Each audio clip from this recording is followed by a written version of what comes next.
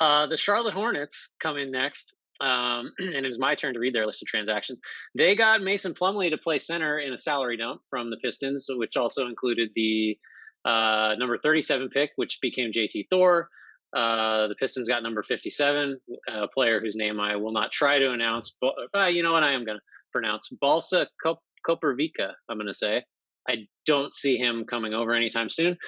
They drafted James Bouknight, who slipped to them at 11, I think.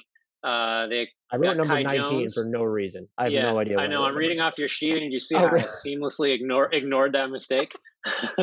I told you it was a risky proposition to go off my sheet. I know. Now I want to look at mine instead. No, I'm going to stick with yours because you have more detail. They acquired Kai Jones at number 21 for a 2022 first rounder, protected top 18 in 22, top 16 in 23, lottery protected 24, 25.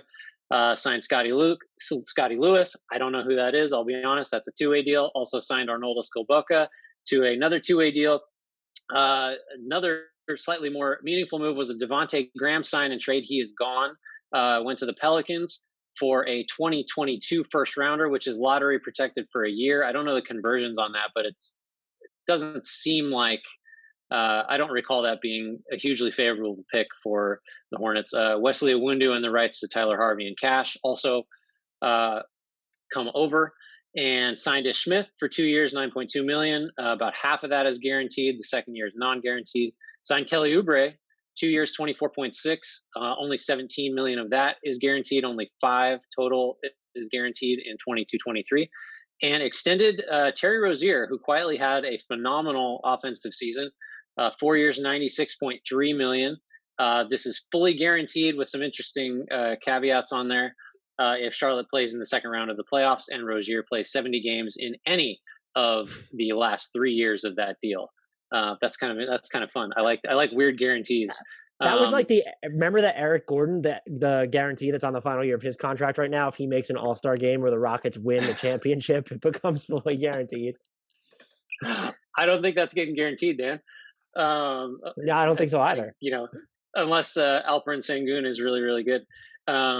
Notable subtractions, just to summarize again: Devonte Graham gone, which makes sense. He was definitely ticketed for no more than a third guard spot. Caleb Martin waived. Cody Zeller is gone. End of an era. Bismack Biyombo also gone. Malik Monk might matter because both he and Graham left, so the backcourt's a little thinner than it used to be. But Bouknight should help there. So, what's your grade for the Charlotte Hornets? And remember, too, this is one of the teams that had some cap space. It's one of the few that had a little bit of money to spend. I wanted to be crueler to them because I felt like I was being too generous with grades. I ended up giving them a B because that Kelly Oubre Jr. deal I just thought was a great move for them. He fits with how it seems like they want to play, where they went really small a lot last year and they didn't go after a big money center this year. And so if you weren't going to do that, which I still think they should be fined a draft pick for letting Rashawn Holmes remain in Sacramento at that price. Like, just fine Charlotte a draft pick. But if you're going to play small, get players that are going to fit that mold. And so now you have this Miles Bridges, PJ Washington, Kelly Oubre Jr., Gordon Hayward set up to where you can mix and match all these guys at the 3, 4, 5. I obviously don't want to see PJ Washington play the 3. I'm just saying it seems more easily get away with him at the 5. And just Kelly Oubre Jr. running the floor with LaMelo Ball, that should be tons of fun. Why I might go to like a B- or a C+ for them. I don't fully understand the Terry Rozier extension. Maybe they're scared shitless that 2022 free agency is going to be barren of talent, because it will be, and that a team was going to come over the top with an offer. He did just have a fantastic season. He also cooled off a lot down the latter half of the year. That was also, I guess, overlapped with Gordon Hayward and LaMelo Ball being injured for a deep spell. Just, that's a lot of money. And if you're viewing this as, okay, well, they're not going to get out of the second, they're not going to make the second round of the playoffs anyway, then maybe it's really only a 3-year deal worth about $75 million, $70 million, $72 million. And that's more so fine. I thought that was a little rich. I think they could have let him go into the market and kept him for cheaper. And maybe they wanted to build up some goodwill. I get it. He had a great year. I don't understand the extension there. I would have kept Devonte Graham rather than and here's the thing. The Pelicans 2022 first round pick, we talk about fake second rounders. This is a fake first rounder. It's lottery protected for 1 year. And unless I'm mistaken there, but that's to the best of my research, it's lottery protected for 1 year before it's no longer a first round pick. That's not going to be a first round pick. The Pelicans, I think the kindest thing you can say about their offseason is maybe they're not worse than they were last season. And so I don't look at them as a playoff team. So you got a fake first rounder for Devontae Graham when he signed for, I know he was your third guard, but hey, maybe you don't have to pay Terry Rozier $100 million almost. I know he had an off year, Devontae Graham. And a part of that was probably because he was relegated to like this third or fourth guard role at some points. You couldn't get like a little bit more for him on that front. And so there were things about this offseason that made me uneasy. Even the Kai Jones, I think that was a great, normally you have to overpay when you're moving up in the draft at that spot. They are going to send a pick outside the lottery. And it could be, if it conveys next year, Charlotte had a hell of a season. But like, why are we all of a sudden we're protecting picks for 4 to 7 years because you're allowed to? Like those commitments just stretch so long. So I don't necessarily love that. I like it better for them than I do the Knicks. I absolutely love James Bouknight. I think Mason Plumlee was the sort of safe play here. He doesn't help you defensively. It wasn't a lateral offseason because I think they got a little bit better. I just feel like they had the potential to do so much more. And if you kind of look at their offseason through the lens of like, what if they didn't extend Terry Rozier? Like, how much better would this offseason look? Or had they found a way to keep Devontae Graham, but then that kind of takes them out of the Kelly Oubre Jr. sweepstakes. So you do have to consider that. I just feel like they had the bandwidth to be a little bit more creative, especially when it came to at least the center position or what they did with Devontae Graham at the very least. Yeah, I'm not as hard on the Devontae Graham thing because, when you're in a position where he can just sign somewhere else and you're not going to match it, your returns aren't going to be that great. I think, and this is another thing maybe we should have mentioned at the top, just as you were talking, it made me think of it. The Rozier signing did strike me initially as like, man, that's a lot of money for Terry Rozier, great season and all.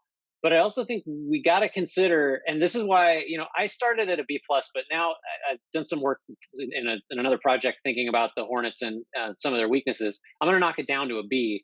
But the thing I'm trying to get to is not every team's free agent dollars go as far as every other team's. And I think Charlotte is not a destination. So if you've got somebody you view as a starter and you can lock him up for, somewhere in the low to mid 20 million per season range, I think the math is just a little different. I'm making excuses for the Hornets, obviously, to justify. I mean, we gave them roughly the same grade, but the thing that, if you're looking at this kind of holistically, you lose Monk, you lose Graham, and I think, imperfect players for sure. Graham is one of the worst finishers inside the arc in the league. It's like incomprehensible how inefficient he is when he's not shooting threes. But those two guys, Monk 40.1% from deep last year, Graham 37.5%. I think he was 37.3 the year before.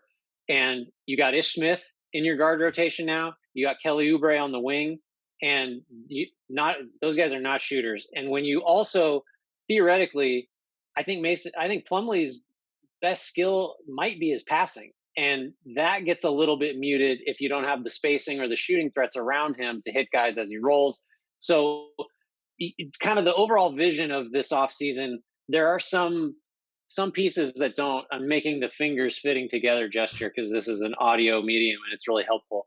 But there are some pieces that just don't quite fit. All that said, Bouknight slipping to them was huge. I like Kai Jones. And the Oubre thing, non-shooting issue aside, I think the Hornets, led by LaMelo Ball, who we haven't even talked about yet, because he had nothing to do with the offseason. But I think they're well, LiAngelo did play for the summer league team. We had a little bit to do with their options. Yeah, I wonder why. I mean, they're going to run, and I think they're going to thrive in like scattered, chaotic situations. And Kelly Oubre lives there, like that. If you just want him to run up and down and dunk and like create havoc with live wire defense, like that's your guy. And so he's going to fit really well there. I think the shooting is a question. So yeah, I good values generally, but I can't go any higher than a B. And I get your point about their free agency dollars not going as far, but I think that also means that you need to be more shrewd with how much you're paying your own players at the same time. And that's fair. If you're asking me whether I'd rather have Terry Rozier at 5 years, about 115 million, or Devontae Graham at 4 years and sub 48 million, I'd probably still lean Devontae Graham. And look, Terry Rozier had a hell of a season last year. I don't know why that extension needed to be given. What team was going to spend on him next year to that extent? And he would, if he did follow it up to earn that money, then you're probably still okay with paying him then. So I don't think this is a crippling deal, which is why I didn't give them a B- or C+. I just thought it was kind of I don't know. It felt like a slapdash extension to me more so than not. And just viewed against like, I would have rather seen them take a bigger swing. This, and Terry Rozier's extension didn't impact this, but if they were going to do that, like, could you take a bigger swing on like a center other than a Mason Plumlee? Just because, as you mentioned, like the shooting is weird. The wing rotation is like not super deep. Your wings are like Gordon Hayward and James Bouknight and like who? Kelly Oubre Jr., of course. So it's just like, I don't know. You have Wes Iwundu is there. Is he not? Is he still there? I don't know. I'm losing track of all these offseason stuff. But so yeah, I think a solid B for them is fair. But unless you have anything to add, we can move on to Chicago. Just that I'm learning you hate extensions. Your extensions are 0 for 2 in your scorebook so far. I don't hate extensions. I just don't. Terry Rozier 4 years and 96.3 is a touch. It's a touch too far. I think that's where I'm at with Terry Rozier.